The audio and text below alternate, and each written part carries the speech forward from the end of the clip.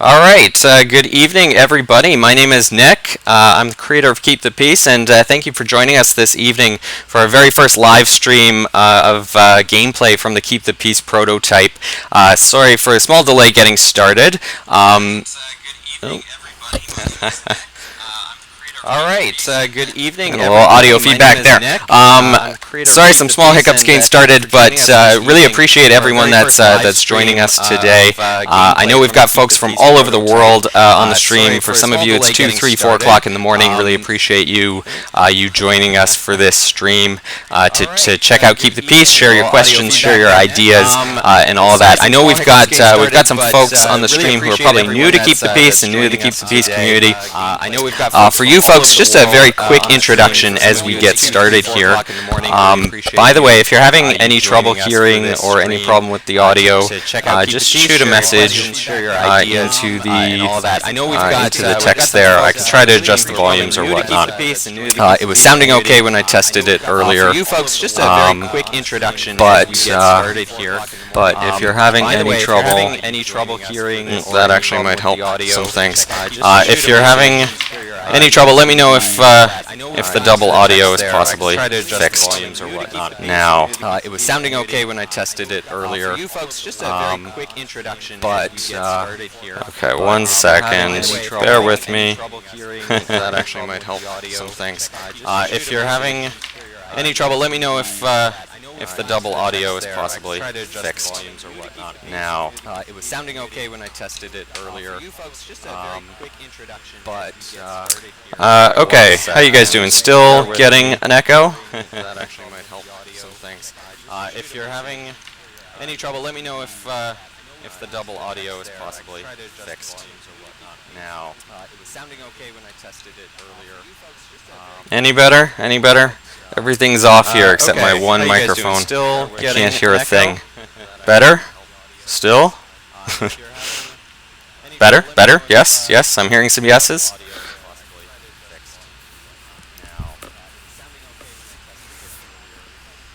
Any better? Any better? Everything's off here except my one microphone. I can't hear.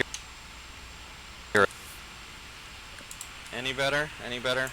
Try one more thing.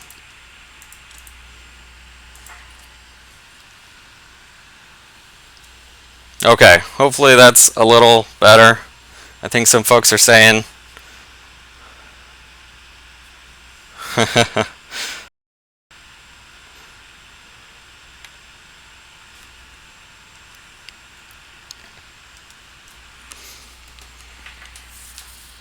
It's all good now? Much better? Much better? Oh, mixed opinions. Gone? Okay, perfect. All right. Thank you guys for your patience. We'll get started now. I was quickly just saying for those that are joining us for the very first time, Keep the Peace is a strategy game under development for the PC. It's got a law enforcement theme, so essentially it puts you in the shoes of a police chief, and you're responsible for the safety and security of the people in your city. And it's meant as a sandbox game, so you can go about tackling that challenge as much as you in whatever fashion that you like.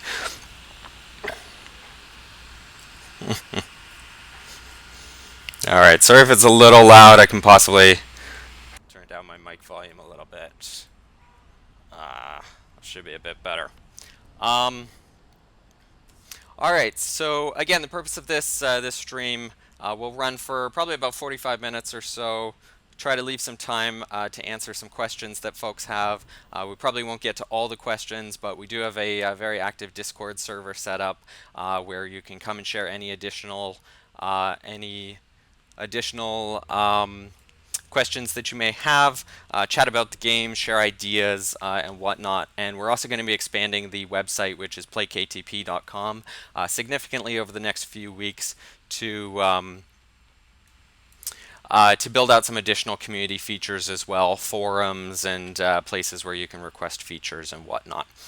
So with that, we're going to get started. If you have any, I'll try to keep a bit of an eye on the chat as we go through. If you have any questions about anything I'm doing at any given moment, it's possible I might see it if I glance at the chat. But otherwise, we can try to cover all your questions once we get to the end. Slide on over here. And again, as we get started, I'll just preface, important preface to say that this is very much a prototype. It's not a beta version, it's not an alpha version, it's even before that, it's a prototype. We're going to probably run into some bugs tonight. We'll see what surprises pop up. That's part of the fun of game development. And there's a lot more to the game than what you're going to see tonight. And I'll try to talk about some of our plans. Even if I can't show you everything, I'll try to talk about some of the things that we'd like to do in the future as well. I will have a link to the Discord when at the very end. I'll put that back up, and you can also I'll also put in the description for the YouTube, and you can find it on our Facebook page as well. All right, so we open up here. This is kind of a bit of a demo map that we slapped together. It's a very small map. It's about 1 kilometer on each side. Very small little town, just for the sake of testing and production. The idea certainly is to have bigger maps in the full version, and many different types of maps as well. It'd be awesome to have dense urban areas, big cities, if you want to play that kind of environment and have those kinds of challenges that you find in a situation like that. But if you want to play a rural area where it's long stretches of highway with small towns dotted in between, and play with the challenges of that, then you could do that instead. Maybe a college campus or a town that's based around a college campus. And again, different types of challenges, different types of strategies. I think we can do some really interesting things with different types of maps and certainly bigger maps. For now, this is just our little test map that we've got going on. As we start out the game, we just pop out here. We have no tutorial set up, so I'm going to try to just talk through what I'm doing and why I'm doing it as you go through. Certainly, this is going to be a complex game, so we'll set up as many things as we can in terms of tutorials, tool tips, other tips to guide you along as you get started. Try to make it as easy as possible, make the user interface as intuitive as possible. And if you guys have any suggestions for how we can make all that better, then we'd love to hear from you, certainly. First thing I'm going to do, before I start to explain some of the things that's on here, we've got a little alert over here on this little email icon. I'm going to click on that for the very first thing. And I'm going to click on this message that we received from the mayor. It's going to kind of introduce our situation in this particular map, this particular scenario. And the mayor has written us a nice little email saying, Chief Player 1, very creative name there. Chief Player 1, I'd like to begin by welcoming you to the city. You come to us highly recommended. And as the mayor of Tutorial Town, I'm very you'll be successful in your new role as Chief of Police. Alright, so we are the new Chief of Police here in Tutorial Town. Crime's been gradually increasing, resulting in the need for us to take over policing responsibilities from the state. It's your job to set up the new department from scratch. So we've got to set up everything from scratch. We have nothing to begin with. Over the next 12 months, I expect that you will. So we have some goals. We've got a bit of a mission here. Hire at least 8 officers for the new police force. Set up at least 4 units and purchase vehicles and equipment as necessary for them. We'll talk through that and some of the interesting choices you can make there. Assign your new units to patrol the city in order to raise police visibility to at least 45%. We'll talk about police visibility and some of the other metrics that that exist in the game. Manage any 911 calls or other incidents that occur while maintaining an average response time of 20 minutes or less.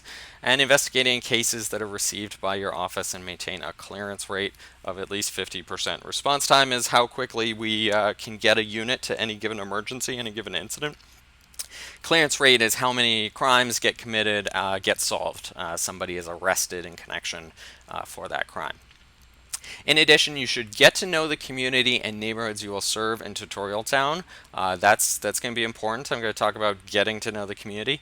As your officers patrol, they will gather more information about the community and its needs and will provide you with more data that you can use to make better decisions. In addition, community leaders may contact you from time to time with requests or suggestions. I expect you to seriously consider these inquiries while maintaining the high standard of ethics and professionalism demanded by your office. If you require help or additional resources, do not hesitate to reach out to me and my staff. We'll talk about that as well. In this particular scenario, the government, the mayor and the municipal government here controls our budget. They control a number of things that affect the resources that we have. So in a situation like this, having the mayor on our side and doing some of these things the mayor is asking of us is probably going to help us to grow our police force. So let's start to try to tackle some of these things. First things on the list is hire at least 8 officers and set up at least 4 units. So we're going to walk through kind of starting a new police force from scratch. The first thing before maybe we'll do that first. I'm going to jump up here. This is kind of our main navigation toolbar. And the first thing we can do is click on this View Officers and Candidates button. It's going to open up a little window here. And we've got 2 tabs, Candidates and Hired Officers. I'm going to click on the Candidates tab because we need to hire some people. Specifically, we need to hire 8 officers, and conveniently enough, there are 8 candidates available. So we're not going to have too many choices in terms of who we hire. We're going to have to hire them all in order to satisfy the mayor. But normally, hiring decisions are going to be one of the most important decisions that you make. Any individual officer, I can click on each of them here, any individual officer that you might hire is going to have a number of different statistics that affect their ability to do all the different types of tasks that you're going to throw at them, whether they be patrol-related tasks, doing traffic enforcement, responding to emergencies, taking reports, managing investigations and solving crimes, that sort of thing. And depending on what your plan is for what you need an officer to do, are you hiring this officer to be an investigator, be a detective, or are you hiring them to be a SWAT team member and do tactical interventions? It's going to affect the types of characteristics that you prioritize when you're making hiring decisions. And of course, there's a cost associated with hiring your officers. Salaries for these officers are probably going to be the most significant cost that your department has. And as a strategy game, of course, managing resources is one of the most important things you're going to have to be doing. So you're going to be paying attention certainly to salaries and how much you're paying for your officers as well. If I click on any of these folks here, I can see a few things. I can see how old they are, whether they're a rookie or maybe an experienced detective or patrol officer or whatnot. Some basic information about their baseline physical health, mental health, morale. All these different things will affect their performance and will affect the possibility that if morale is low, perhaps they decide to leave your force even after you've invested a lot of money in training an officer. Their morale is very low. They decide to leave the force and move on to somewhere else because they're not happy here. Maybe if their mental health is low, they need to take a break. They need to take a few months off or whatnot, or even retire early. And physical health obviously will affect their ability to do a number of physical tasks, which obviously are important for the role of law enforcement. Every officer comes with a current rank, and in future videos we're not going to be able to talk about it too much, but officer development, promotions, and training will be extremely important in the game. Most of the officers coming into you are going to be rookies. They're going to be at the beginning of their career, and if you want them to be effective or optimally effective, you're probably going to need to invest in training and building their stats and possibly getting them promoted, and their salary expectations, basically where they'll start. Officers also potentially have characteristics. Some will, some won't. Some will acquire new characteristics over time. You could have an officer that's been on your force for 4 years, and maybe as a result of getting promoted, they earn a new characteristic. Characteristics could be positive, they could be negative, they could be kind of balance. This particular officer has a ambitious characteristic, so they're eager to succeed and get promoted. Something like that might increase the speed at which they learn, but could possibly also make them more demanding in what they expect of you. And if they don't get promoted, you don't choose to promote them, you promote other people, they're probably going to take a morale hit, for example, and have all the negative things associated with that I was just talking about. So with that, I think that's kind of the basics. Again, in future videos. We'll talk a bit more about officers and officer development, all the different stats. Again, there are more than 20 stats here. These stats could change as we get further on into development, decide what to keep, what to take out, based on your feedback and whatnot. But again, each of these stats kind of affects their ability to do different things. Here I just moused over this driving skill. Driving skill influences the maximum speed the officer can drive, can operate a motor vehicle, affects their ability to do perhaps pursuit intervention techniques, which can be very risky, very dangerous, require advanced training in order to be able to pull those off effectively. Poor driving skill increases the risk of accidents, and that type of thing. Officers can get injured as a result of perhaps things like traffic collisions, but also obviously various dangers that law enforcement officers face on the job. They could get injured, and again, obviously all the negative things associated with that. So that said, I've been talking for a long time. Let's actually do something. I'm going to hire all of these folks. So I'm going to click on the first one, go hire officer. When I click on the hire officer button, I'm given a couple of choices. First of all, I can rename this fellow. So if you want a department that's full of your friends, you can name all your officers after your friends.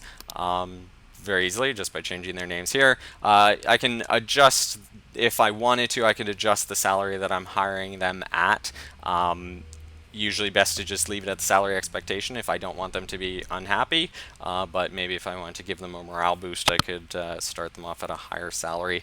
And then there's two options here, default uniform and default equipment loadout.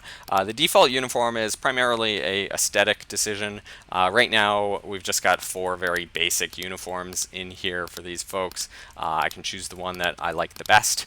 Again, it's primarily aesthetic. The notion is you might be able to create your own uniforms, create your own skins in the future. I'll talk about modding a little bit more. I think it's going to be obvious as we talk through things that there's a ton of potential for customization, for modding in a game like this, whether you're creating new uniforms or creating new skins for vehicles, or creating whole new vehicle models or new incidents. We can talk about all that more a little bit later, but there's a ton of potential there, obviously. For now, I'm just going to leave this fellow's uniform as the default patrol blue. Second option here, default equipment loadout. This we'll talk about more in the future as well, but the notion here is that you could set up different kind of equipment templates. So an equipment template could, consist of a firearm, or it could consist of a less than lethal weapon. It could consist of tactical gear. It could consist of bulletproof vests. It could consist of whatever you decide. And there are positive and negative effects from providing that type of equipment. If you give officers full-out tactical gear, or a bomb disposal suit, that's going to affect their ability to move around, the speed at which they could chase somebody, for example. But obviously, it would also provide greater protection. So again, depending on what you're planning to use an officer for, what types of tasks you think they'll do, you can choose here their default equipment loadout. It says default for a reason, though. You can change this later on. If I was to leave this just at standard patrol with sidearm, just a normal patrol uniform like you see here. But then I sent this officer to go do riot control, or potentially to help out with a hostage crisis and do tactical work. As long as the equipment was available on scene, and we can talk about that in a second, how to get that equipment on scene. As long as the equipment was available, this officer could swap from their default equipment to something else, to a riot suit or to a tactical suit later on. But we're able to just set what's their normal right here. Okay. Okay, hit the confirm button, so that person is hired. If I go to the hire officers tab now, I can see the fellow that I just hired. If I click on them, I can see their details. Go back to candidates. I'm going to hire, again, all the rest of these, not even looking at any of their stats because I need them all. And I'm just going to hire, confirm, hire, confirm, hire, confirm, hire, confirm, hire, confirm, hire, confirm. All right, and we're all done. We've got our 8. Go to hire officers. We've got all of our 8 fellows here. Great. You can see on this page, which is still a work in progress, we'll have a number of different options for officers that we have hired, terminating, suspending, training, promoting, probably some other things as well. We'll cover that in a future video once some of that stuff gets built out a little more. For now, I'm going to hit the close button and get rid of the officers screen. We've got our officers, but now we need to organize them in some way so that they can actually get some work done. So now one of the things the mayor had asked us to do, hire at least 8 officers, great. Set up at least 4 units and purchase vehicles and equipment as necessary for them. So we'll jump into that now. I'll go up here to the view and create units window. We have no units set up already, so I'll hit the new unit button. Every unit has a call sign, which is basically just a unique identifier that's used to identify the unit on the radio and whatnot, and you'll see it in lists and whatever. And you can enter whatever call sign you want. I think I have it limited to 5 characters, but different departments have different formats for how they name their units. Some will do like a department number or a precinct number followed by a unit number, so you can have like precinct 11, unit 1, something like that. I'm going to name this unit 9901 just for fun. And then we have to choose a vehicle. The first thing we have to do is choose a vehicle for this unit. We've got a number of options built in right now. Some normal patrol sedans, some SUVs, a sports car if you want to. Sometimes departments buy sports cars for public relations or for pursuit interventions. We've got some pickup trucks, some vans, some armored vehicles, and some large trucks if you wanted to create something like a command post or whatnot, or a vehicle that transported equipment. Again, I talked a little bit earlier about the potential of having equipment on scene for special incidences. Well, you would potentially set up a vehicle here, a unit that could carry that equipment. For now, I'm just going to click the boring old standard sedan. We see a couple things here. Every unit has a purchase price, of course. Nothing comes free, and not only do they have a purchase price, but they also have a maintenance cost, so you're going to be paying a little bit every year in maintenance just to have this vehicle running. Potentially, one thing that we're playing around with is also having a per kilometer or per mile cost for vehicles. So not only would you have to pay a yearly cost just for kind of general maintenance, but depending on how much you actually use that vehicle, and how much it's actually driving around, obviously that's going to be correlated with fuel costs and maintenance costs as well, so you might see that reflected in the impact on your budget as well. One of the reasons I'm not picking some of the other vehicles and I'm just doing the standard sedan is we don't have most of them built out yet. I can give a nice little list of them here, but most of them don't have models or textures behind them quite yet. Obviously, this is very much a work in progress. One other actual thing I wanted to say though before I moved on was, in addition to a purchase price, you also see here units have these 2 values here. One is interior space and one is trunk space. These both are compartments for storing equipment or for installing tools, and we'll look at some of the things that you can install into your vehicles.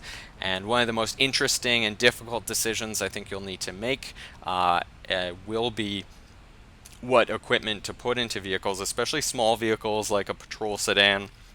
Even the SUV doesn't have too much space.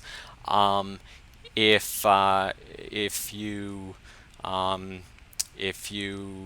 are creating a unit that's going to be doing patrol and maybe responding to traffic accidents, then you'll probably decide to put certain types of equipment in there, and that equipment might be different than if that unit is responding to tactical situations or riot control situations or whatnot. You can't put everything into every unit, so you're going to have to make some difficult decisions about what goes where, and then later on which of these units you assign to which incidents, knowing what equipment they have and whatnot. We'll talk about that a bit more a little later. For now, though, I'm going to pick the standard sedan.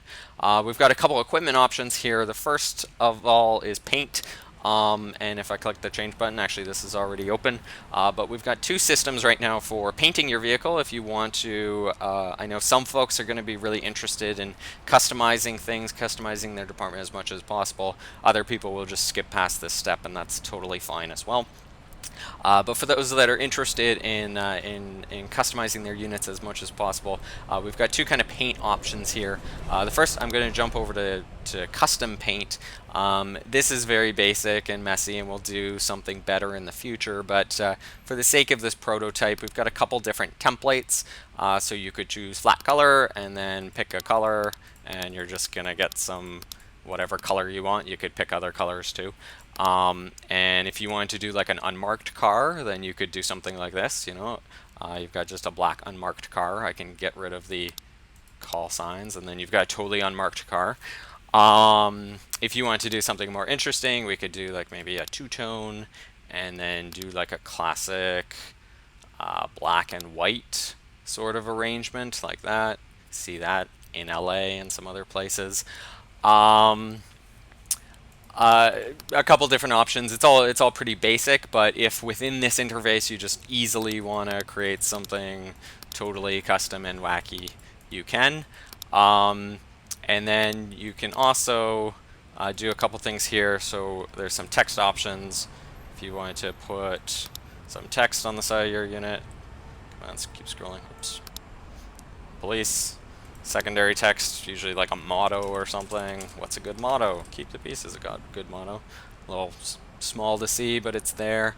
You can customize that really easy. Small things, I can restore the call sign number. So again, our call sign's 9901. We're going to see 9901 on the roof. That's going to be different for every single unit. I can put a little flag on here. Canadian flag looks nice. Great. So that's one option, some paint customization.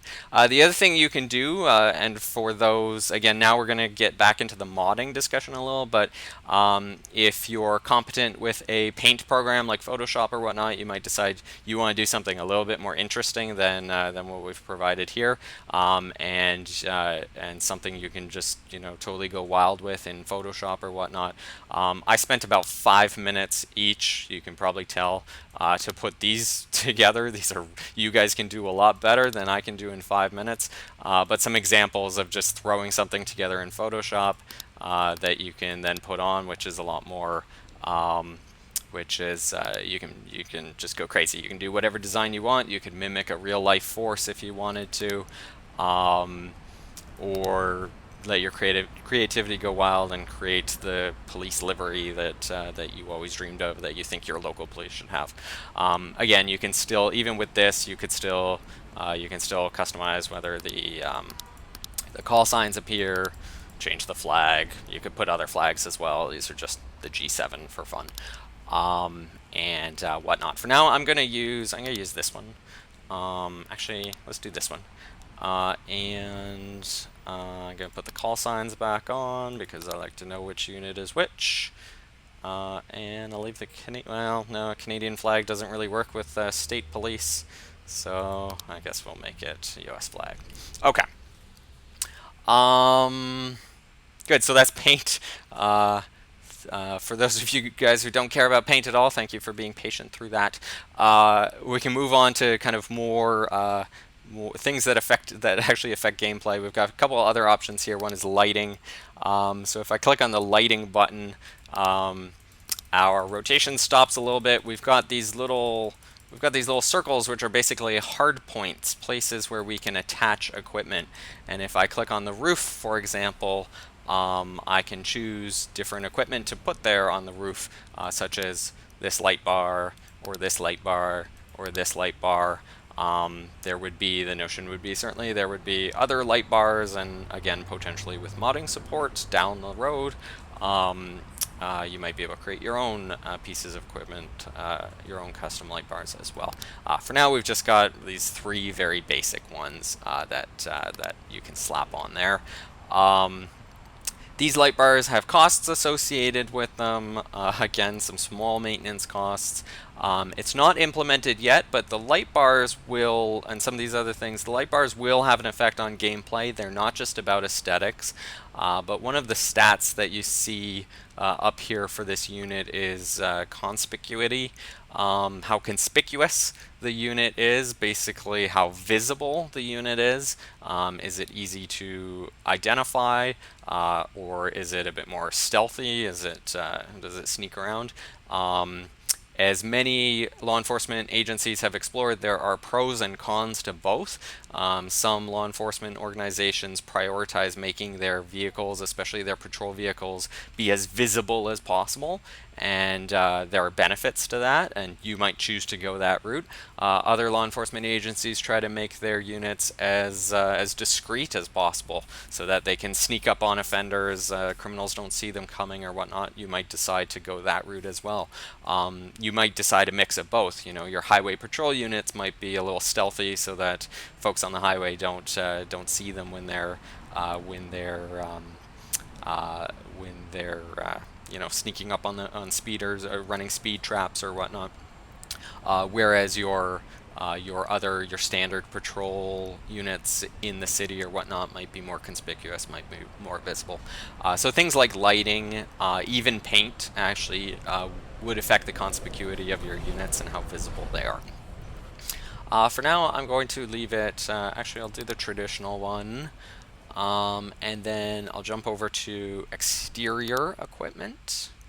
Exterior equipment works similar to the lighting. We've only got a couple hard points on here now. There'd probably be more, but the idea is similar. You can click on one of these hard points. There'd be other equipment options than just a push bar probably, but for now, if we click on the front bumper, one of the things we could add is a push bar, which you see on many police units, especially in North America. And a little attached to the front of the vehicle. Push bar protects the hood of the car from collisions, whether accidental or deliberate, as in the case of certain vehicle pursuit intervention techniques. So that's exterior equipment. Interior equipment, I'll jump to this. This interior equipment and trunk equipment, this is when we start to get into the trunk space and the interior space I was talking about before, and you have to make some decisions about how you're going to use that space. So we can see that with this standard sedan, we've got 2 free interior spaces, we've got 2 free trunk spaces, not a lot of space. This is a very basic list of unit options. We'd probably try to set up set up more equipment options. I'm sure you guys will have tons of ideas for the type of equipment we could include in the game. And again, even if we don't get around to setting up all of that, maybe there's potential for modding support later, where folks can fill in the gaps between what we create in the base game and what you guys would like to see. But we're certainly open to all of your input as we're in the development stage as to what types of equipment we should include. As you can see, some of these things don't even have descriptions. Work in progress. But some of the things we could do here, okay, so one important thing with our interior space, the interior space of a unit like this, a sedan like this, is like the back seats, basically. The interior space is where you could fit large items, such as a prisoner seat, such as room for a human being to sit, such as maybe a dog cage if you wanted to create a canine vehicle, places where you can put large things. So you can put large and small pieces of equipment in quote-unquote interior space. Trunk space, you could only fit smaller items, so you couldn't throw a prisoner in the trunk. Well, maybe, but in the game you can't put prisoners in the trunk. So trunk space would be reserved for smaller items. You might be able to put a firearm in there, a backup firearm like a shotgun or a rifle. You might be able to put some traffic scene equipment in there, some entry tools, first aid kits, that sort of thing, things that can go in smaller places. So you got to prioritize your space accordingly. For this is going to be kind of a standard patrol vehicle, driving around, responding to emergencies. this officer is going to need to arrest people, going to need to transport them back to the station. I'm not planning to have dedicated, in this game, I'm not planning to have dedicated prisoner transport vans, but you could do something like that instead. So for this unit, I'm going to need it to be able to transport prisoners, so I'm going to include a prisoner seat, 2 prisoner seats. So I'm going to use up my entire interior space for prisoner transportation. And then I'm going to click on the trunk button. We still have 2 units of trunk space. You can see the list of possible things I can fit into the trunk is smaller than the list of things I could fit in the interior space. But I could do like maybe a first aid kit, and let's do a traffic kit, because again, it's going to be a standard patrol unit. It's going to be doing some traffic enforcement. It's probably going to be responding to traffic accidents, that sort of thing. And there's all my space gone already. And then the last thing I have to do is assign some officers to this unit. We spent all that time hiring officers, so let's get them in here. We can see all the folks that we hired, the eight officers. Probably would have a tooltip here as you mouse over these officers, so you could see some more information and make an informed decision about who you want to put into this unit. But for now, just have their names. So there are some interesting decisions ultimately you'll be able to make in terms of how you pair officers up. A lot of departments, you guys may know, but a lot of departments will pair up a senior officer with a more junior officer so that junior officer can get guidance and experience. As I mentioned earlier, officer development is going to be really important in this game, and that's one of the ways potentially that you could help to accelerate officer development is by doing that, by pairing up senior and junior officers. So when you're making a decision here about who to put into this unit, you could maybe think about that. Or you may think again about which officers have which skills. If this is going to be a patrol unit, I'm going to put in officers that have strong patrol skills instead of officers that have good investigation skills or whatnot. For now, though, I need to get all of these officers into all of these units. We've got 8 officers. We need to create 4 units. That's what the mayor said. So I'm going to put 2 officers in each unit, and I actually don't even need to close this window. If I'm happy, I can just press the confirm new unit button, and all goes well. Our new unit has been created, and I can actually zoom in here and see that's our 9901. That's our new unit right there sitting in the parking lot all set up. We will give that unit something to do in 1 second, but first we just need to create the other 3 units. Don't worry though, this will be quick. Oftentimes you might want to create 2 units that are basically the same. Oh, that's weird that that's still open. Hey, bugs, there's our first bug, or at least the first one I've noticed. You're going to want to create units that are largely the same, so we're trying with the user interface to make it as easy to do that as possible. I'm going to basically make 4 of the exact same units here. My last unit was named 9901. I'm going to name this 9902. The system is smart and recognizes I probably want to do that, so all I even need to do is just click on this suggestion 9902, and I can save myself 5 keystrokes because I'm very lazy. And then I could go through the whole select vehicle process again, but I can also just press the copy last button and it will copy all of the equipment from my last unit, the paint. I think everything's working, everything looks good. Okay, and then all I have to do is assign 2 officers to it, and I'm good. Alright, there we go. 2 more, new unit, suggestion, copy last, looks good. Add officers, confirm, good. New unit, 9904, copy last. This one, maybe I'll do something a little different. I'm gonna make this a supervisor unit because I actually have a sergeant that I haven't assigned yet. So I'm gonna make this a supervisor, S1 for supervisor. And then I've copied the last one, but I can make any changes I want. I'm gonna get rid of the light bar. I'm going to go back to my exterior option, or actually I'm going to go back to my lighting options quickly, and instead of the light bar, I'm just going to put some deck lights, basically these little lights here. You can see them, these little lights inside the cabin. And assign these to, including the sergeant. That'll be our supervisor unit. And good, confirm. Okay.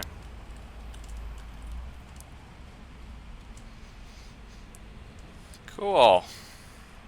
So, with that, we have our 4 units here all set up, all parked in the parking lot.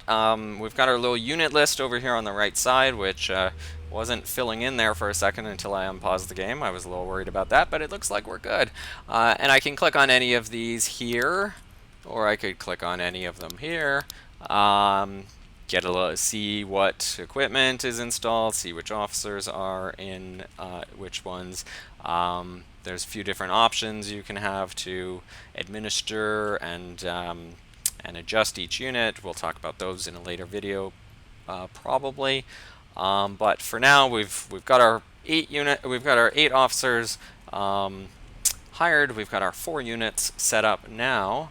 The mayor said, assign your new units to patrol the city in order to raise overall police visibility to at least 45%. All right, so a couple things here. Police visibility, let's talk about that quickly for 1 second. As I mentioned before, there are a number of different metrics. It wouldn't be a good strategy game if there weren't numbers and metrics you had to manage. And indeed, this is no exception. Police visibility is one of them. Right now, police visibility is basically how well visible are your officers in the city. Do people recognize that there's a police presence, or does it feel to them like there's no police department in the entire city, which as of a minute ago there wasn't, hence our police visibility being 0%. The mayor mentioned that one of their priorities was to get that police visibility up. They want the citizens of this city to feel safe and feel like they're being protected by a police department. So that's what we're going to try to focus on first. Again, something like conspicuity, we talked about that when we were creating new units.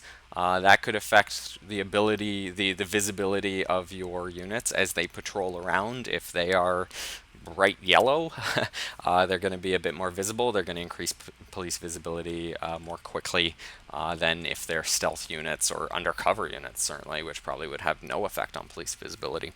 So this is an overall metric of police visibility in the entire city, but when we set up patrols, we're going to set up patrols probably in different neighborhoods, and we might prioritize how much attention we give to different neighborhoods. So in order to kind of understand geographic differences a little bit, we can also go down here and see what police, and that's because we only have information about this for certain areas. There are neighborhoods here where our department just doesn't know a lot about those neighborhoods, doesn't know a lot about those people. That we haven't been patrolling those neighborhoods, so we don't have a good connection with the community. So there are metrics, there are things for which we just don't have information, and when I click on this button, I just have a blank. Later on, as we start to patrol these areas, we'll start to see some of this stuff fill in as our officers kind of get more familiar with the areas that they're patrolling. Similarly, if I was to click on probably some other things, security level, wow, we basically have no information about this. Security level is how, difficult to explain, how kind of secure the premises are in each different place. So like have residents and have business owners taken steps to make their buildings, their structures more secure, potentially by installing video cameras or locking mechanisms or alarms or whatnot. We're not going to talk about it now, but in future videos, there are going to be community outreach programs that you could do to help people in the community make safer places, make safer buildings and whatnot in an attempt to deter crimes of opportunity, things like burglaries and whatnot. For now, though, I'll jump back to We can actually probably close this. We know police visibility is low everywhere, so let's get some patrols going everywhere so that we can raise that across the board. First thing I'm going to click on is this little button here, which is our patrols list. And from here we can create a new patrol, and this is pretty simple to do. We can give our patrol a name like downtown. And then the only option we have right now is default patrol priority, and there's 3 choices here: emergency response, community policing, and traffic enforcement. Each of these basically determines what what your units will prioritize while they're on patrol. Emergency response is kind of the default setting. They're going to drive around, but if they get calls to go to emergencies, if you dispatch them somewhere, they're going to be ready to go immediately. They're going to be waiting for that call. You give them an assignment, you dispatch them somewhere, and they're going to get there as fast as possible. Community policing, on the other hand, the officers are probably going to park their car from time to time. They're going to get out. They're going to talk to people in the community. They're going to talk to the folks about their issues. They're going to engage in crime prevention techniques and whatnot. That'll help to do things like increase the information, the familiarity that you have with different neighborhoods more quickly, and it'll help to possibly prevent certain types of crimes. But if you assign that officer to respond to a burglary or some other emergency on the other side of town, and they're in a store talking to some community member or whatnot, they're going to be a little slower to get over there. And then the last option is traffic enforcement. So here, maybe it's a highway patrol unit or whatnot, and their focus is looking for traffic violations, speeders, and whatnot. They might park for a time being to set up a speed trap or do something like that. This is an option that you can pick if you want them to focus on traffic safety issues. So, for example, one of the other metrics that you're going to be managing is traffic safety, and different areas of your city might have better or worse traffic safety. Areas where you see a lot of traffic collisions, or where there are a lot of traffic violations, you might want to prioritize some traffic enforcement there if you so choose. And this can also be a way to earn a little bit of extra revenue for your department as well, assuming the scenario that you're playing in is such that you receive the revenue from fines that you issue for speeding tickets and whatnot. Then running a bunch of units to do traffic enforcement can be a way to make some extra to increase your budget a little bit as well. For now, I'm just going to choose the default, the emergency response. We just want people driving around. We just want our officers to be seen and be ready to respond to any emergencies. And then all I have to do is kind of draw out the area. This is our downtown patrol, so I'm just going to select what I say qualifies as downtown. I don't know, that looks good. And hit the confirm button. Okay, that's our new patrol. And I'll create maybe 2 more. Call this one East, and we'll do this little loop over here. Maybe just this little section up here. I don't know what's most efficient. You guys will think of what the most efficient patrols will be. Create a new patrol, then we'll do one more, which will just be north, and we'll just take this little section up here. Try to get it all. Alright, good enough. Okay, and then those are our 3 patrols that we've set up.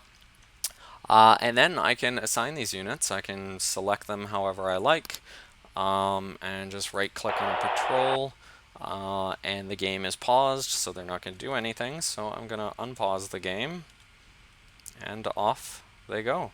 So 9901, dispatch initiating patrol. Great. I'll do the same with the other units. Send one to east. Send one to north. And our supervisor. Downtown is our biggest patrol, so I'll put the supervisor downtown as well, but if I need to send them somewhere else, they'll kind of be in a bit of a central location. Alright, and there we go. Our patrols are set up. I can close this, and we can watch them go around the city. I can triple click on this guy. We can zoom in a little bit, watch him cut the corner, and we can watch him drive around if we want. Very nice. We've got our nice little paint on here. Oh, stay off the sidewalk. Low driving skill, that's what you get.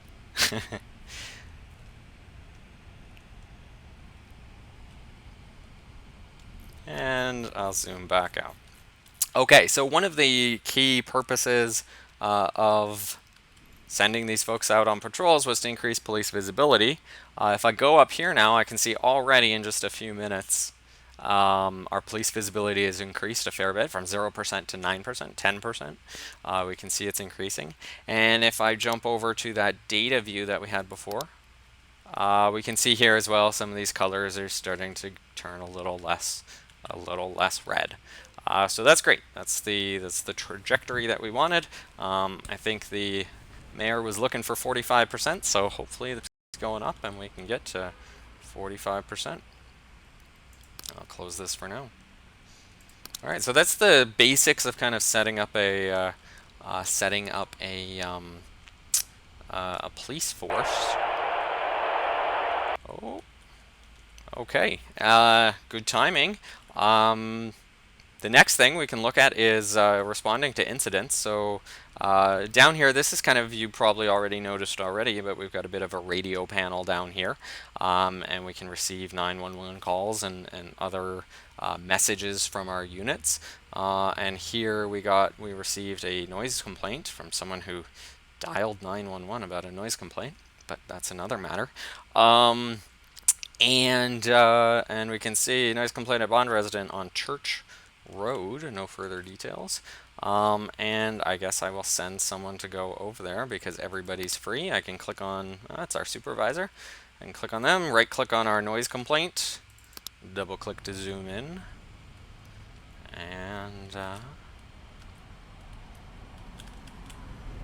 it's gonna drive over there, no rush.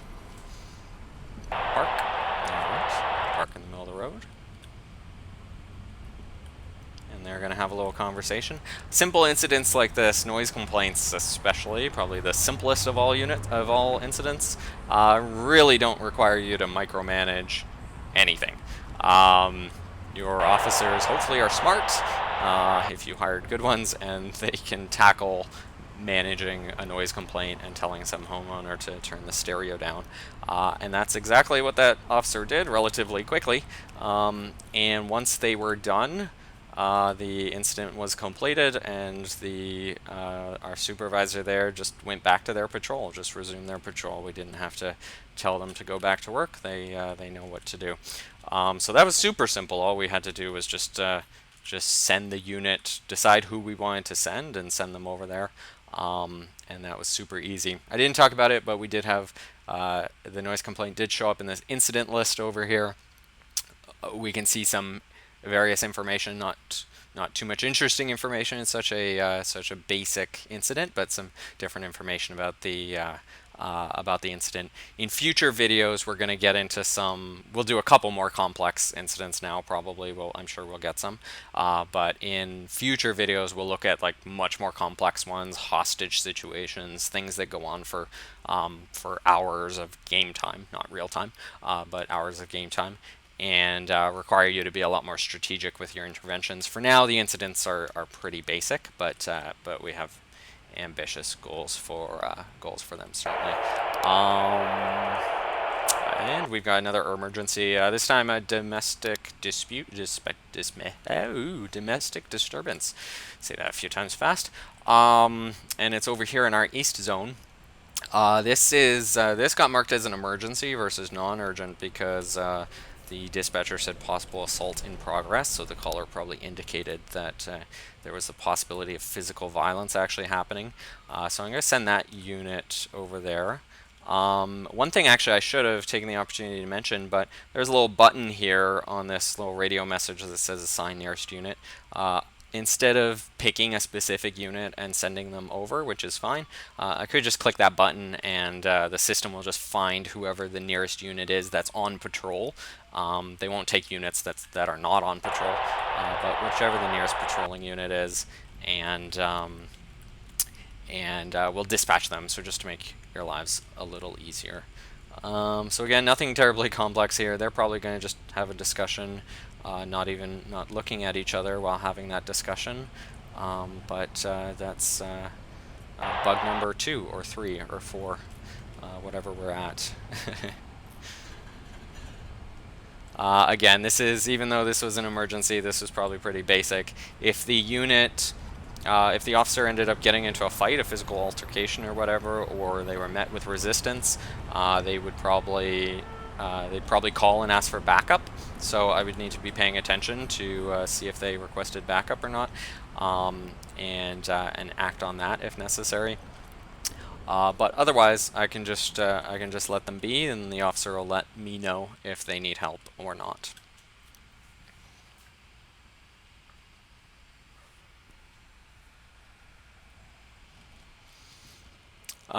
It looks like this officer made an arrest in this case, so they're actually transporting a prisoner now.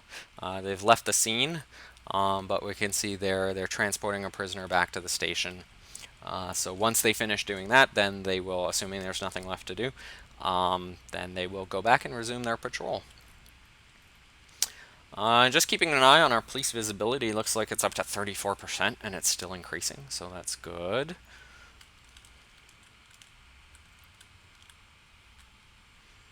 I wonder, actually, I got a question for you guys on the line. During all the microphone kerfuffle in the beginning, I turned off a lot of things here, just a lot of sound-related things. And I wonder if you guys are hearing any sound from the game. We do have some sound effects in the game, but I think I might have turned those off.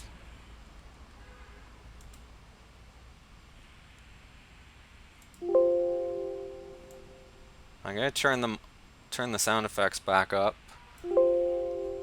But if it results in you guys having any echoes of my voice again, you just let me know. Okay, great.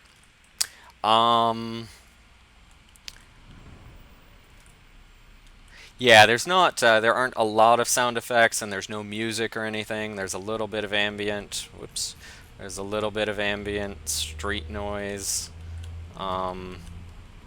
That's not coming from the outsides of the office here. And you'll have some sirens and stuff. Alright, let's see what else is going on here. Oh, yeah, some radio noise.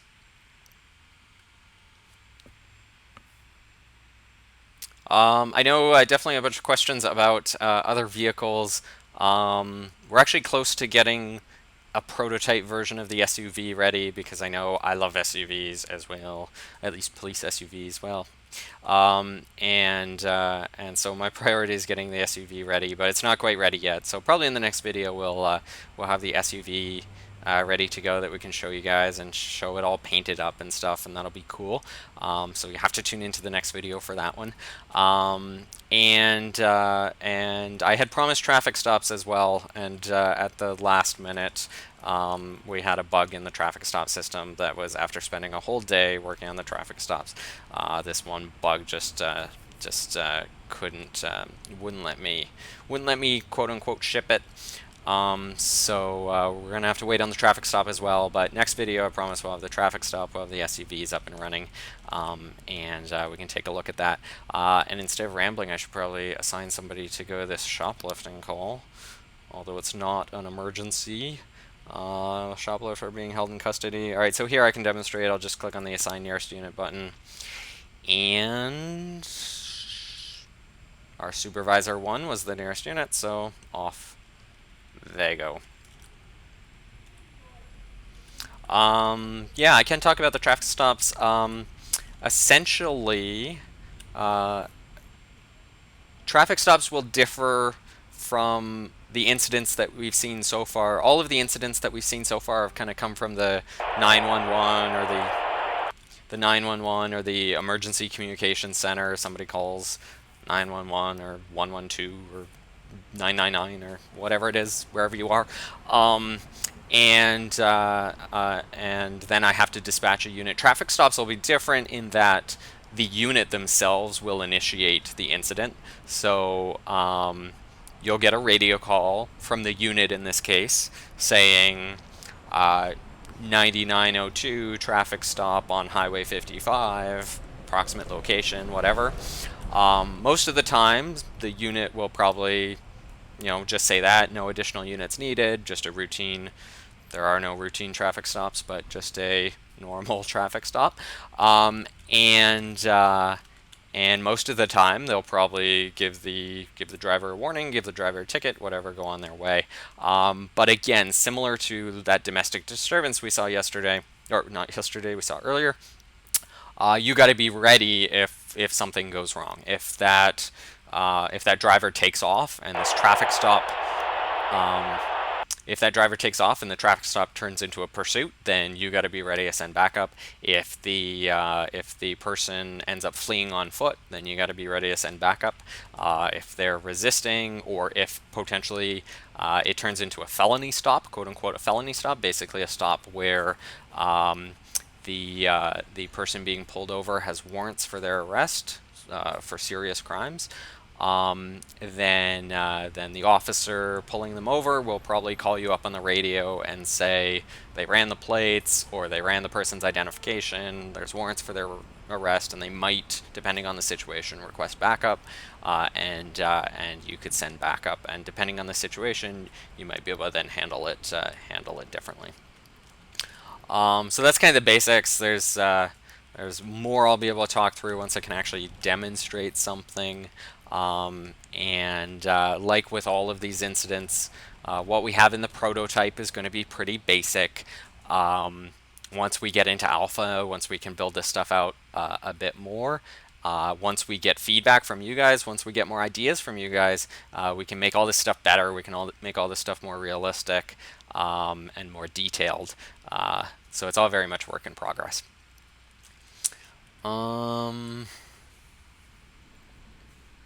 Okay. Oh, and another big question. I know there are a lot of questions. I'm not answering them all right now, but a quick one I just saw go through that I know a lot of people have asked, so I definitely should address it. Right now, the city's pretty dead. The only people driving around are your units. Obviously, that's not ideal. Obviously, we want to make the map feel as immersive as possible, and trees fluttering around can do only so much. So the plan certainly is to have AI, civilian traffic, civilian pedestrians walking around, driving around in the future. In the interest of transparency, that's probably going to be a ways down the line. There's a lot of work to go into building a traffic system and the AI to have everyone drive around realistically. And also there are certainly performance implications of having dozens, if not hundreds, of additional actors driving around. Our priority is going to be on getting gameplay elements in first, and installing ways for the players to actually be able to do things and manage their department. The aesthetics are important, and the aesthetics are going to help make this game immersive and help you to care about everything in the game. So it's certainly important for us, but gameplay is going to be the priority. Okay.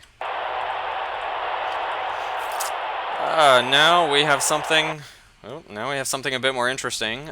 Burglary in progress. So here we've actually got a crime in progress, a criminal committing a crime.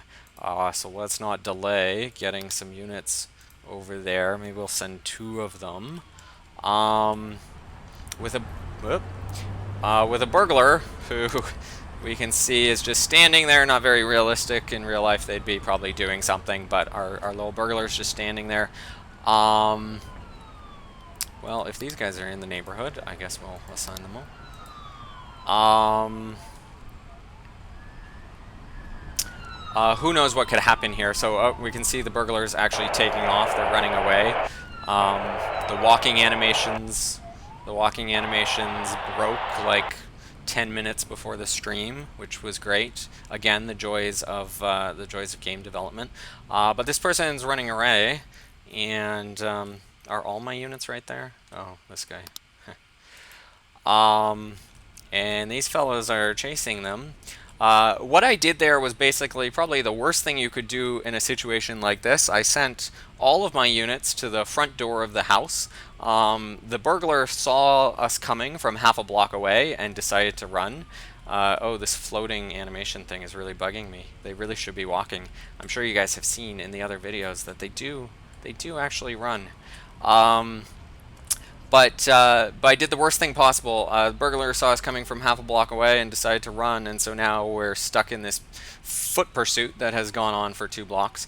There are a couple. I'm going to pause it for 1 second. There are a couple ways that you could have done that better, and one of them would have been to try to surround the area and cut off potential avenues of escape. So when I was assigning units to come to this incident, and I can do it with this guy, although he's not going to get here nearly in time. But when I was assigning people to go to this incident, if I just like clicked on the incident, they're just going to go to the main location. But I could instead send them somewhere else. So I could instead have sent this guy to go like here instead, this street that's on the back side of the house that was being burglarized, in order to cut off the avenue of escape that the burglar ended up using to escape. So that's probably would have been the best thing to do. I could have even sent the first unit there instead, and it would have been easier for my officers on foot to sneak up to the building and sneak up to the burglar versus seeing a car come down the street, a conspicuous car come down the street. So I could have done that. That said, all is not lost because this burglar is going to get tired, and actually one of the things you see above each of these little icons for each of these officers as well as the burglar, they've each got a little bar above their names, and if I click on this guy, you can see, okay, he's chasing this guy. But for whatever activity they're doing, in this case, they're chasing somebody. But if they were negotiating or arresting them or doing something else, whatever their activity is, usually there's like a key statistic that's associated with that activity. And in this case, it's their energy level, kind of their stamina. And if that energy level gets low, then they're going to get tired. They're going to slow down. If they've got a lot of, in the case of your officers, if they have a lot of equipment on them, they're probably going to lose energy faster and not be as capable at performing foot pursuits. So again, factors like that could affect your choices about how much equipment to give them. But in this case, the same goes for criminals as well. They've got energy is important for them as well when they're running away. So this fellow's losing energy, and if we can kind of outlast him in this foot pursuit, we're going to be able to catch him, even if he's a little faster, even if he had a head start. Even if these guys and girls wouldn't be able to catch him, though, if I could get my other unit, my 9902 down here, and I'm going to maybe assign him to, oopsies, wrong unit. Well, 9902, if I assign him to come down here instead, then these officers can hop out of their car right in front of this criminal. They're going to have full energy bars. The criminal's going to be tired, and we're going to be able to catch him that way as well. So oftentimes when it comes to foot pursuits and such, you're not going to have necessarily the advantage at the beginning. The criminal's going to have a head start. They're going to have less equipment and gear on them, so they might be able to run faster, and depending on the fitness levels of your officers, they might even be in better shape than your officers and be able to run faster to begin with. But if you can deploy your units strategically and use your radio and use your numbers effectively, then you should be able to catch them. In this basic version of the game, there's no line of sight. There's no this criminal can't hide anywhere. They can't disappear. that's going to change in the future. That's one of the key things that we're going to build in. So if our officers lost track of this criminal and you know, they ducked into an alleyway or whatnot, then we might have to reconsider our options. Maybe in that case we set up a perimeter around the block where we last saw them, and we try to search that perimeter, make sure they don't go outside that perimeter by having eyes on all the blocks around. But for now, luckily we don't have to worry about that. We're going to be able to see where this burglar goes no matter what. Alright, I'm going to unpause it. I might actually speed up the game a little bit. Oh, oops. Oh, looks like our floating burglar got a little tired and decided to give up. I don't know whether that was by design or a bug, but in any case, the burglar has given up. These guys will now arrest him and take the burglar back. Transporting prisoner, take the burglar in handcuffs while doing a float walk back to their car. Obviously, you want to always try to catch criminals like this, but certainly, even if you think no matter what you're going to be able to catch the criminal, there's usually benefit to trying to catch them faster than slower, because now we're in a situation where these officers have ran 3 blocks. They're 3 blocks away from their cars, and all this time that they're spent transporting this prisoner and taking this prisoner back to the station is time that they're not patrolling. And you may have noticed I've got like 3-4 units tied up here. I could probably release some of them, but all this time that they're tied up with this burglar, they're not patrolling, and my police visibility is going down. I'm now in the opposite direction of what the mayor was asking for. And so if I could have handled this more smarter, more strategically, if I could have handled this with 2 units instead of 4, and if I could have cut the guy off 1 block away instead, we'd probably be done by now. My units would probably be back on the road patrolling and back available to respond to other emergencies. There aren't a lot of emergencies going on right now, but certainly in a real game, you're going to have situations where there are way more emergencies than you have officers to deal with, and you might even have to let some of them slide. If there's a noise complaint, just like in real life, there's a very real possibility that you don't assign an officer to that noise complaint because they're busy with quote-unquote more important things, and it's going to be up to you to prioritize.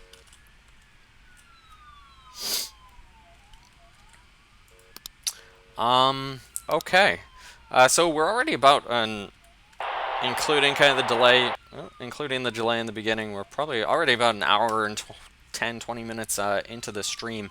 There's one more thing I wanted to cover, which is actually something brand new that we haven't shown in any of the videos before, but the police chief asked us to do a bunch of these things, and I think actually at one point we did get police visibility over to 45%.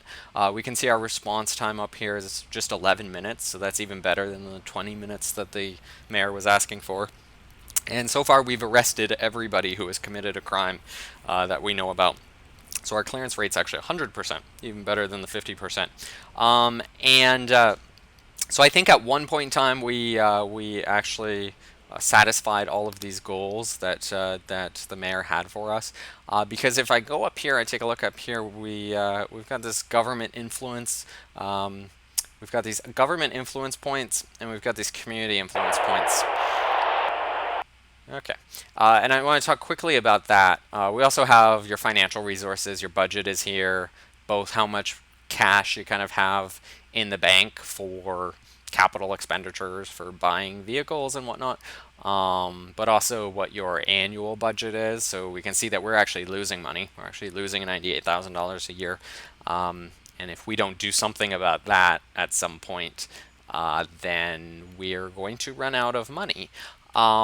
So that's one thing, but these other 2 sort of resources that we have are government influence points and community influence points. I'm going to talk about the community influence points later in a future video, but we can talk about the government influence points for now. We've made the mayor happy by doing most of what he asked for, and we've earned 16 government influence points so far.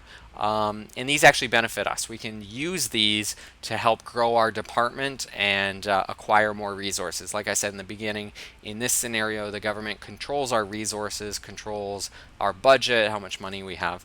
If I click up here on the Manage Government Relations button, I can open up this window here. Might actually just pause the game while I do this. I can open up this government relations window. Work in progress. There are a bunch of things that we're going to be adding to this in the future, but there are some basic things here. Okay, we can see our government influence points. We can see the stuff we see up here. We can see the overall satisfaction the mayor has with our performance, which is 70% now. I'll let you know that when we started the game, I happened to know that this was 50%. So the things that we did through the course of this video increased the mayor's satisfaction with our performance up to 70. There would be a list here of the reasons for that. But the important thing is we've earned these government influence points. And while we have them, while we have the mayor happy with our performance, we can kind of spend these. We can spend these points by requesting favors or requesting that the mayor and the government support us in different initiatives and whatnot. So some of the most basic things that we have, and we're going to build out this list further.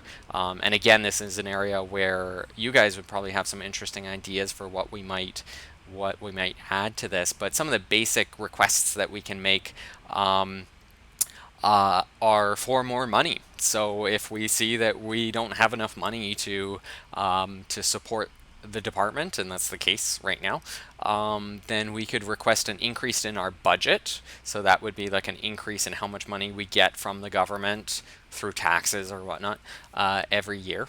Or we could request a lump sum if we're in need of money just right now, perhaps to purchase new vehicles, purchase new equipment. Maybe I really want to create a command truck, a big truck that has command and communications equipment in it that can go to the scene of complex emergencies or whatnot. That's going to maybe cost me $200,000-$300,000, and I just don't have that money. I need some capital money. I could go to the government, request maybe $500,000 to help finance that capital expense. There are some other things too here.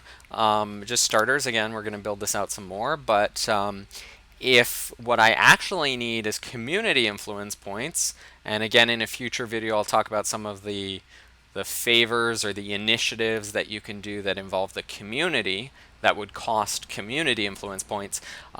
Maybe I've got a whole bunch of government influence points, but my relationship with the community isn't so great, which is actually kind of the case right now. I don't have many community influence points. I could spend some of my government community points to get I could spend some of my government influence points to get community influence points. Maybe I temporarily need some resources, so maybe like I've got these 4 patrol units, but there's a hostage crisis. Well, these 8 rookie officers and 1 sergeant might not be able to handle a complex hostage crisis as well as a dedicated SWAT team, but I don't have a dedicated SWAT team. I could potentially go with the government, work with the mayor as well as the state police department or the FBI or someone, whoever you want to imagine that it is, to temporarily get a tactical team that I would be able to control in my city for a short period of time to help me resolve a particular crisis or whatnot. So for now I'm just gonna, let's see, I've got 16 government influence points. Let's just get some flat money. If I click on this make request button, we can see my government influence points go down by 10, but my finances have gone up by 500k. That's that. Pretty simple. The one other thing I'll talk about on this page is, though it's not implemented yet, there is the notion that if your map and your situation is such that you are working in a democracy, then one of the qualities of a democracy is that leadership can change. And you could have a really good relationship with your current mayor. They might have a good opinion of you. But maybe there's a new person running for mayor that has totally different personality, different political priorities, maybe a candidate who has campaigned on cutting government budgets, perhaps. And if that person gets elected, then you're potentially going to be faced with a budget cut. Or perhaps somebody who's going to have who campaigns on a law and order platform, and promises the voters that if they're elected as mayor, they're going to crack down on crime. Obviously, when that person gets elected, they're going to make demands of you as the police chief. They're going to make significant demands, and then you're going to be faced, if you want to keep them happy, you're going to potentially be faced with addressing those or ignoring them, at kind of your peril. Again, it'd be up to you. So that's not built out yet in its entirety, but I can tease you with it a little bit for now. All right, so we've been going for a while. I know I tried to explain a bunch of this stuff in detail, as much as possible. I know there's still lots of questions. I haven't gotten to many of them yet. I can stick around for a bit longer. I'm not going to show any more gameplay. That's about all that I wanted to go through right now. There's tons more that I want to show in upcoming videos. If you guys liked this video, let us know for sure, because we'll do more of these. And there's obviously so much more that we can look at. And as we build out new features in this prototype and eventually the alpha, we'd love to share them with you. We'd love to get your feedback on all of this. Your feedback is going to be critical to make this game the best that it can be. Already, many ideas and things that people have mentioned on our Discord server or elsewhere. And actually, I'm going to take the opportunity to bring that back up. There's the link to the Discord server there if anyone wants it. But already there's been a number of things that people have been asking for that we've been able to sneak in even to the prototype, such as getting the vehicles to drive on the correct side of the road. Before, if you guys saw any of the earlier videos, they were all over the place, driving all over the road. So yeah, give us your feedback. Let us know if you want us to do more videos like this, and we will. If folks want to drop off now, by all means, if you want to stick around and ask some more questions, and I can try to answer some questions. I'm a little behind I haven't looked at the chat for a little while. So feel free to repeat any questions that you may have asked earlier, because I might not have seen them. Yeah, we'll do a little bit of a Q&A right now. For anyone else that's going to drop off right now, though, by all means, subscribe on YouTube. Click the little bell icon on YouTube that you have to do now in order to actually get notifications when we add new videos. You can follow us on Facebook, like the Facebook page. You can join the Discord server. And like I said at the beginning, we're going to be expanding the website a fair bit in the next few weeks or month. With some new community features, forums, places to more formally kind of request features and see what happens to your feature requests. So keep an eye on the website. There's a mailing list there. If you prefer to receive updates from email, you can subscribe to that as well. But whatever you do, if you join the mailing list, follow us on Facebook, join the Discord, we'll keep you posted on development. We'll keep sharing our work in progress with you. And we hope to get your feedback. Okay. All right, I'm going to take a look at the chat here. And one thing I caught, certainly a lot of people have asked about languages and localization and translations. It's awesome that we've got such a diverse fan base from all over the world. We're going to be setting up, once we start building out the alpha version of the game, we're going to be setting it up so that we can swap in translations and localizations as easily as possible. Definitely, we'd love to, whether it be we organize the game getting translated into other languages, which would probably be a slow process, or we create a way that folks in the community can provide their own translations again, through sort of modding support, we could provide ways that that you guys could provide your own custom translations. Whatever avenue we decide to go down in that with regards to that, we're going to try to make that as easy as possible, whether it be for us to do or for the community to help out with. And we'd love to get the game translated to as many languages as possible. Certainly. Some folks have talked about fire and EMS. This is a law enforcement focused game, and it was actually a very difficult decision to make. Very, very, very, very early versions of this game actually had all three agents, all three sort of agencies, fire, EMS, and police included. And we made the difficult decision to focus on law enforcement because the game was getting so complex. And obviously that has implications not just for development, but also for the gameplay. So the game's focused on law enforcement. There will be EMS and fire units that will, controlled by the AI, they will respond on their own to emergencies where it makes sense for them to be.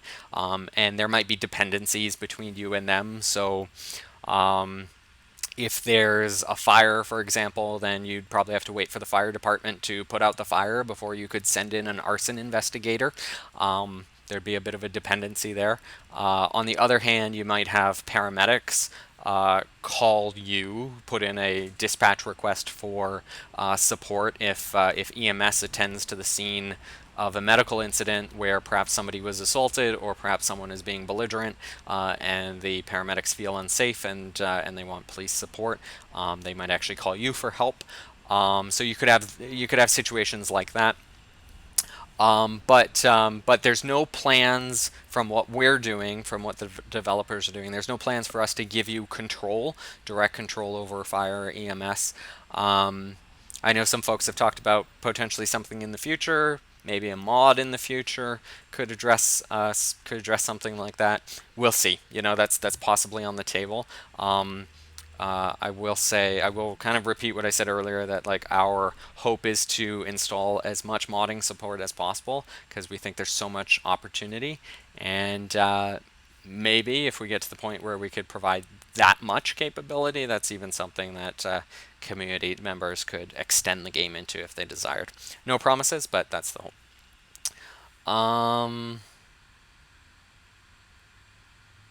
Okay.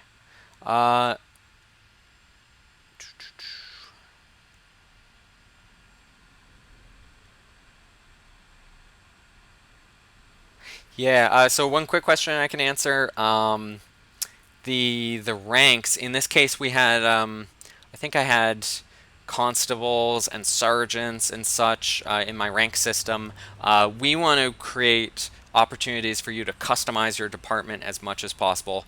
You saw that hopefully with the new unit screen. We'll show more of that in the future. One of the ways that I definitely think it'd be cool to customize, it's a small thing, but definitely be cool to customize the names of ranks and such. And if you wanted your officers to, instead of constables, be officers or be deputies or whatnot, that's a really easy thing for us to build into the game. So that's a great idea for more customization. Definitely something that we'd like to do.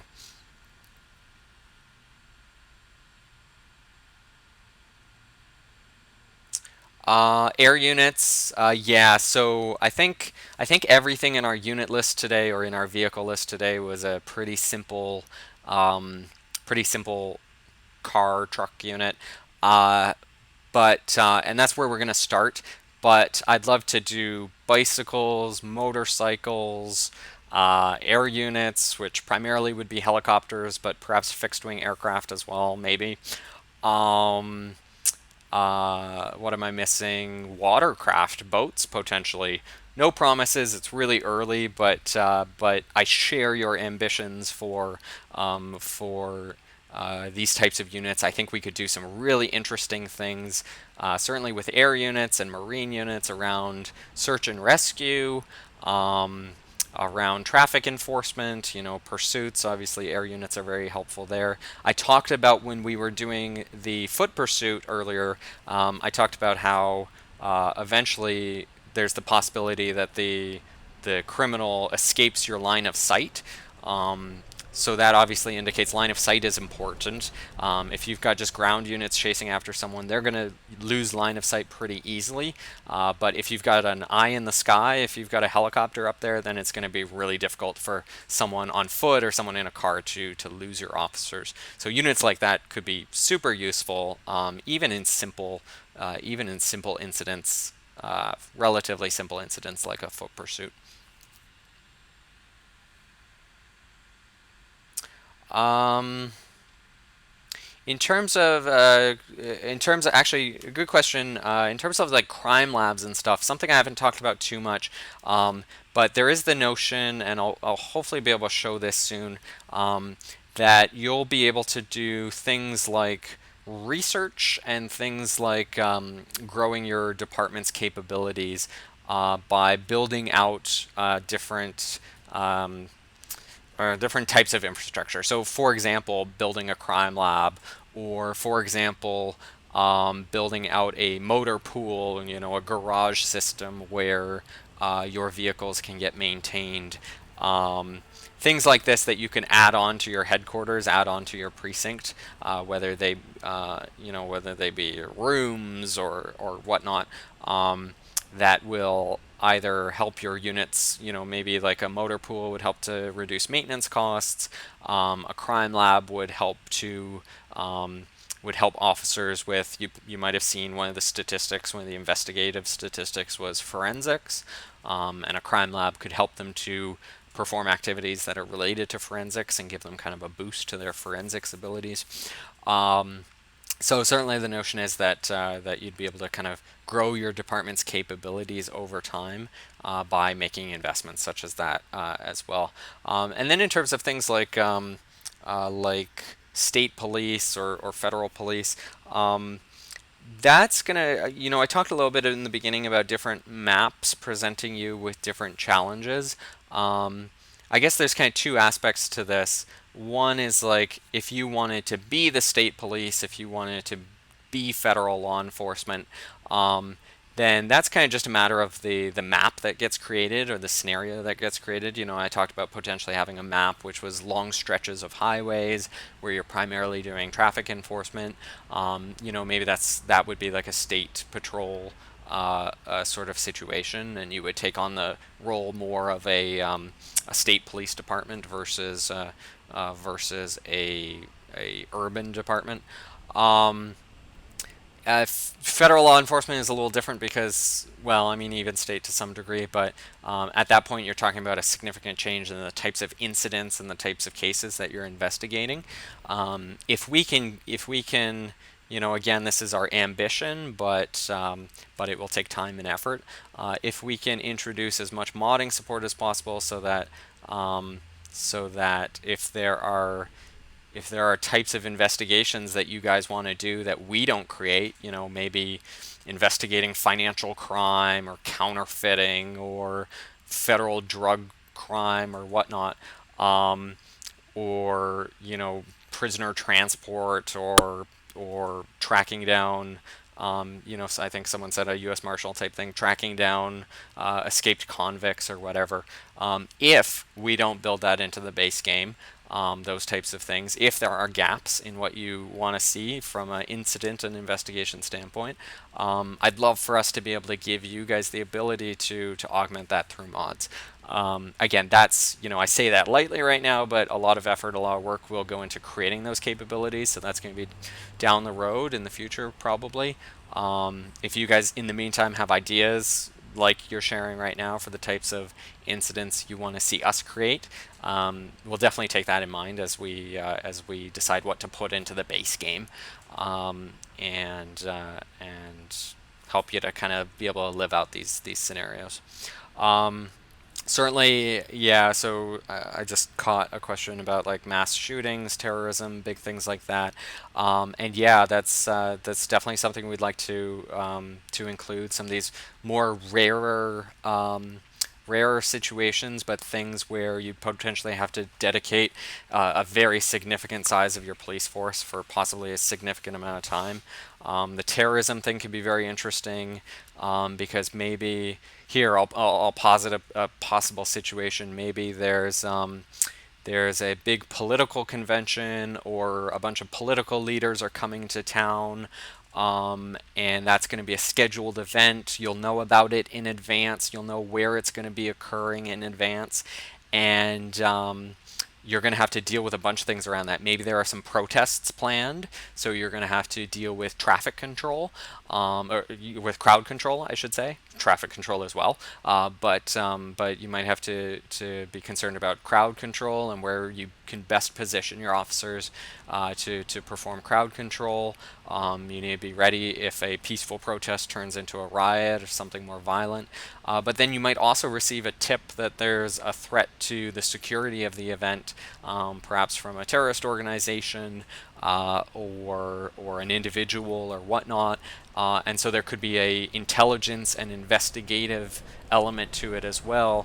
In advance of the event, you're trying to gather as much intel as possible, trying to possibly track down the source of this threat and prevent it before it even occurs.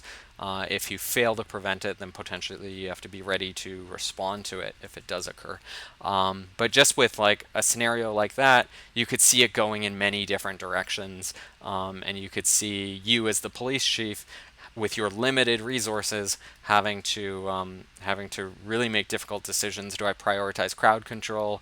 Do I prioritize security and invest in the investigation side and intel gathering? Which is the biggest threat? And what's the smartest move in that regard?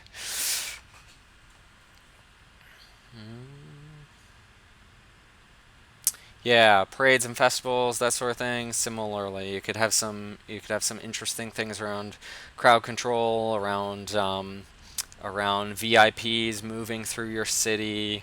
If the president or prime minister is driving through your city, then you might have to set up traffic control, crowd control, that sort of thing. You could do some interesting things. Um, and yeah, definitely bigger maps. Um,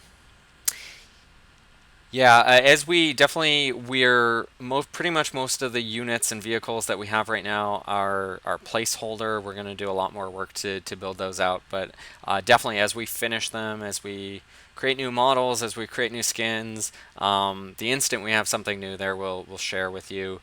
Like I said, I'd love to show off an SUV in the next video, and hopefully maybe with each video we can have one or two new units.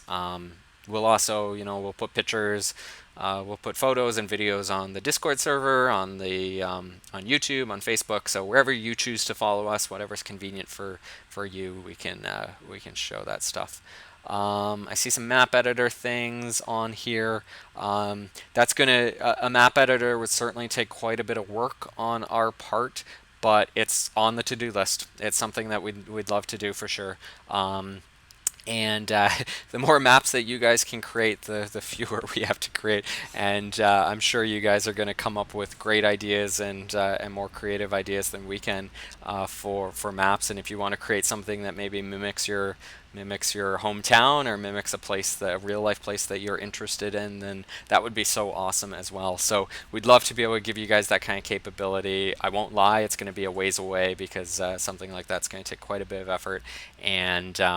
And as we build out the alpha version of the game, we're going to make changes to the game that could completely break a level editor. If we created a level editor, we could, as we're tweaking with gameplay, as we're changing things on the fly, could totally break something like that. So we'll have to figure out when's the optimal time to build out those types of tools. But definitely something we would love to do. Um,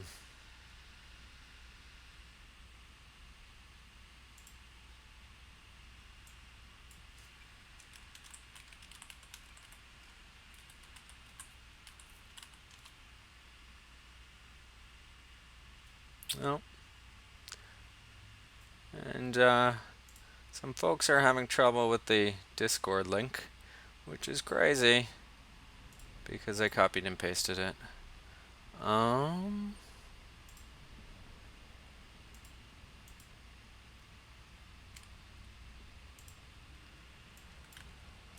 But if you're 9SS, that's right. It's possible that the Discord link may be case sensitive, and my font put everything in all caps.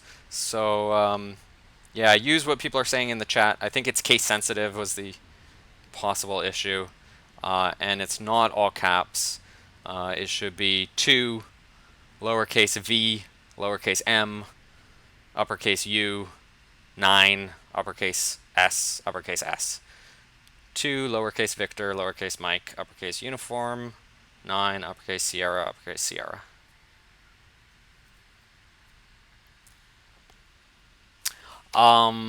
Thank you folks in the chat who are giving those links. I'll definitely I'll put a link into the once the archive of this video gets put on YouTube. As soon as we close this off, I'll put the link to the Discord up in the description there as well. Yeah, so if any of you guys miss it here, it'll be there too. Any other questions? Okay, I think there's been a few questions about like release and how I can play this game. Believe me, I am as eager to play this game, if not more, as you guys. It's too early to talk about things like Steam and final release platforms. Obviously, if Steam is still the dominant storefront when we release the game, then it's most likely it could be available there. That's in the future though, and well before final releases. I do want to say that like my big priority is to get a playable version of this game into your hands as soon as possible. And because I really recognize the value that your feedback is going to have on even prototype versions of the game. I think there's probably two types of people listening to this right now. They're the folks who just want to play the game when it's done, nice and polished and everything, and that's great. That's cool. That's fair. You guys are awesome. We hope you'll be patient with us as we develop the game, and we'll keep you posted on progress and let you know when kind of it gets to that point. I think there's also a group of people who would love to play anything as soon as possible, and are if it's bad, if it's buggy, if it's missing features, then they don't care. Whatever, give me something I can tinker around with. And you guys are awesome too, and you guys are going to be invaluable as we build the game. To give us feedback, let us know what works, let us know what doesn't work, share your ideas for what we should include or what we should change in the game. So for you guys, I really want to get something that you can play and you can tinker with as soon as possible. That's probably still a couple months away, but it's much earlier than when a final release date would be, which would certainly be at least next year. So that's about all I can. Hopefully, we'll have some more updates, kind of about that alpha stage or that that testing stage soon, as soon as possible, and pricing and stuff like that, system requirements. It's really early. It's too early to kind of give anything even vague about that at this point. We do hope to, one big thing, a lot of people ask whether we're going to support Mac or other operating systems, Linux even. For those of you who are curious, we're building the game right now in Unity. Unity's relatively straightforward to make builds for Mac OS and even for Linux. So it's on our roadmap to be able to release the game for Mac in addition to Windows, obviously Windows, but in addition to Windows, releasing for Mac and potentially Linux as well. I just don't know when that would be, and whether when we do alpha versions we're going to be supporting Mac in the alpha stages of things as well, because it's probably going to be another set of bugs that we'll have to deal with. and we'll see at that point. But it is our goal ultimately to support those other platforms.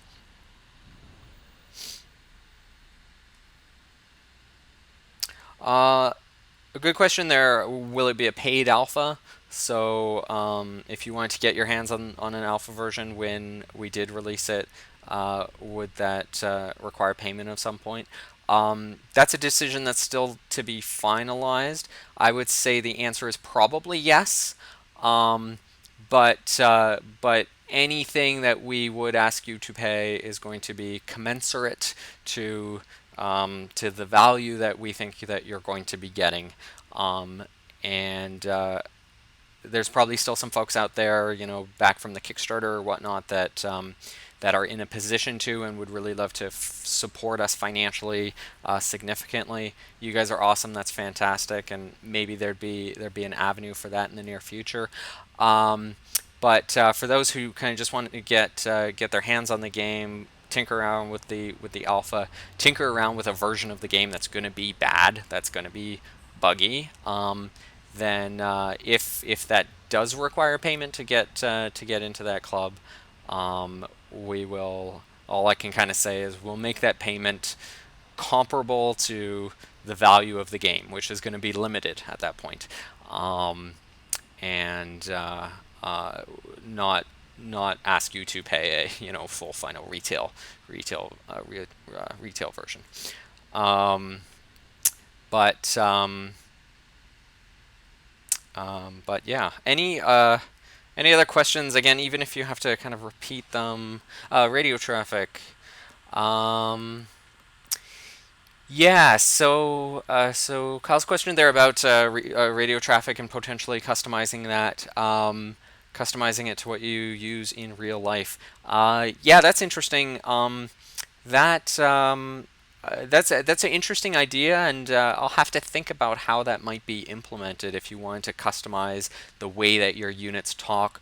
Obviously, there are a lot of kind of discrepancies and variances in how different departments communicate over the radio, and some departments still use 10 codes or other numeric codes to refer to different situations. Others have moved to plain language. And it'd certainly be neat to be able to customize that. Maybe that is quote as quote as simple as editing the translation files for something, or maybe it's simpler than that. Maybe it's something that you could do within the game as well. I have to think about how to actually implement that, but that's definitely an interesting idea. Haven't scheduled the next episode or video of this yet, but if we get positive feedback again on this, um, then I'd love to do another of these as soon as we have something kind of substantial to show. Obviously, it takes time to kind of prepare for a video an event like this, and we're trying to balance our efforts between working on the game development. Engaging with you guys in ways like this, which I personally think is extremely important, as well as doing kind of marketing, the business side of things, fundraising and whatnot.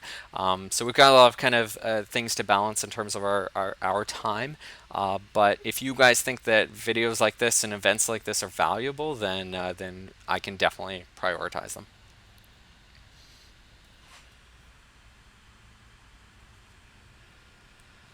And similarly, not just live videos, but we'll even try to put up, even if it's quick 2-3 minute videos on the YouTube, on Discord, even if we just have something small to show, um, just in case you guys are interested.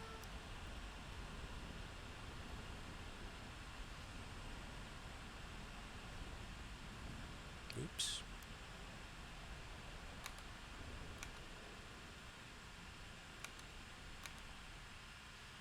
Just scrolling here. Oops.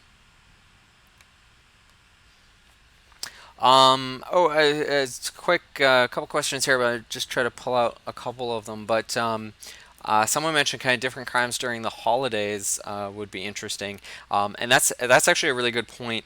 Something I couldn't really show off in this video, but there will be a time system, not just I mean, you saw the clock ticking and the calendar clicking, and yeah, like would love for that to actually affect gameplay. At nighttime, you might see different incidents than you would see in the morning or in the afternoon. And you might redeploy your units accordingly. And you could also see special events, perhaps at different types of the year, perhaps around the holidays, or even when ad hoc events like a VIP visiting the city come to town as well. So definitely, I think there's some interesting things that we can do around time of day and time of year, um, and uh, and yeah, I look forward to kind of showing a bit of that in the future as well.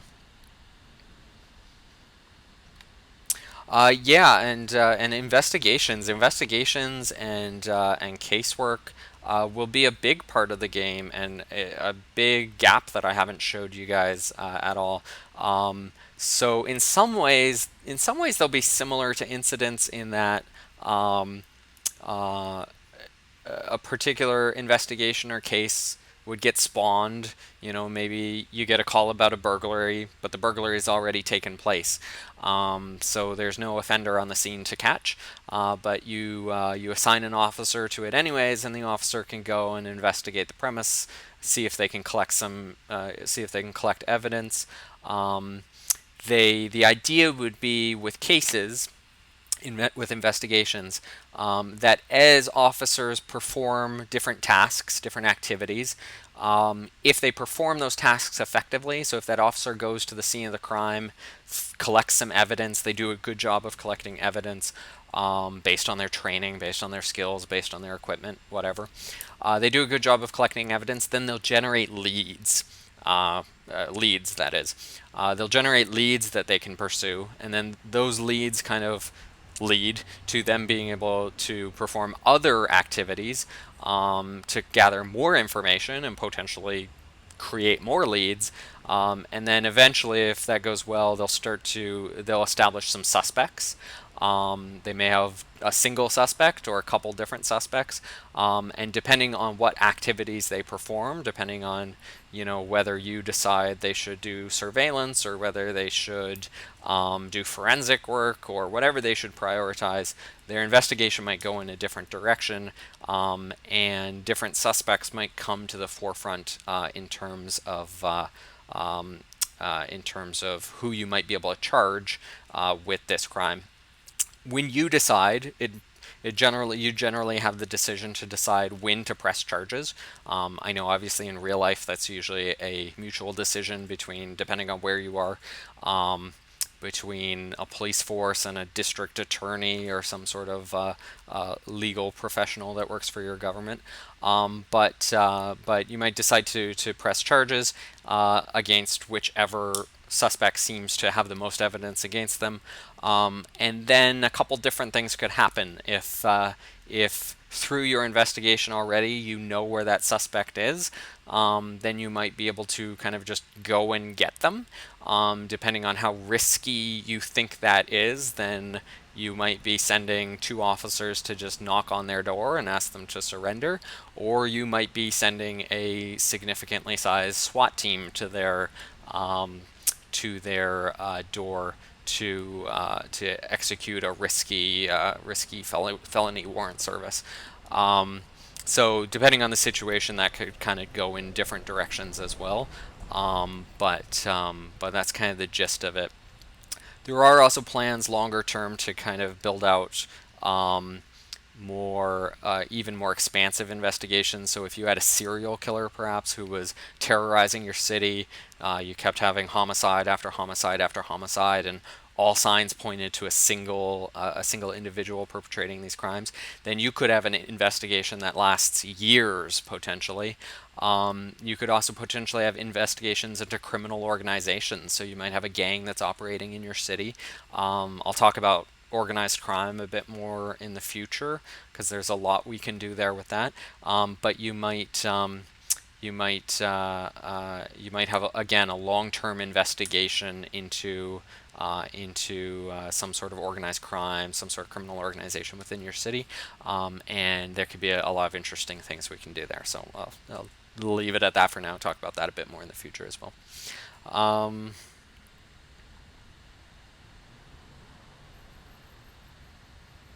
yeah.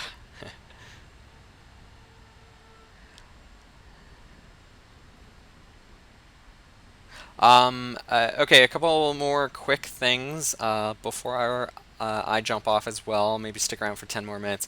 And for anyone who's jumping off right now, thank you for joining us definitely, and hope to see you at the next video. But a couple more questions. Multiplayer is definitely a big thing that people ask about. I've got some great ideas for how we could do multiplayer. I bet you guys probably have some great ideas for how we could do multiplayer. If we do that, that's going to be down the road. It's going to be in the future. The priority right now is to nail down the single player experience and get the single player experience to be really fun. And once we do that, then we can start to talk about multiplayer.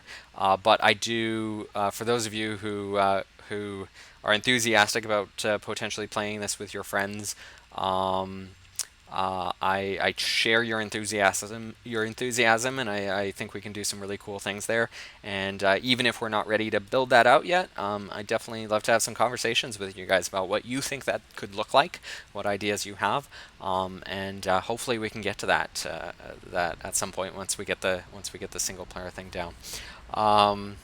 Some people have definitely asked about shifts and units resting and such. Um, I made the difficult decision not to include a shift system or a system where you are scheduling officers into, this 8-hour block, this 8-hour block, this 8-hour block. Um, Definitely there could be interesting pieces to that, but I looked into it. I spent a lot of time trying to think about how we could make it work, and because it would really affect every aspect of gameplay. It would affect how many officers you have to hire, how many units you end up creating, whether units share vehicles or not, your budget, your policies, how you manage incidents, and like what happens if you got a bunch of units at an incident and then the shift ends.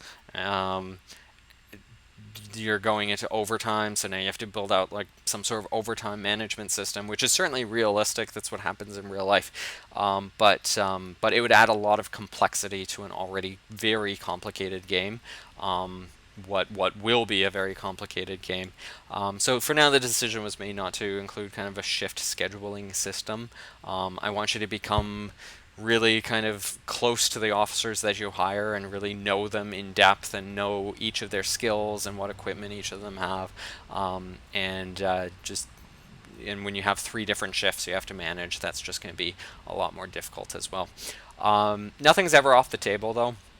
And the whole point of this alpha testing experience and getting you guys involved early is to see what works and see what doesn't. So nothing is sacred, and if we decide to make changes in that regard in the future, I'm open-minded, and we'll look at that and see if it makes sense to do in the future. And again, who knows what could happen with modding capabilities as well. And even if we don't include something that you guys would like to have, maybe it's something the community could build out in the future as well.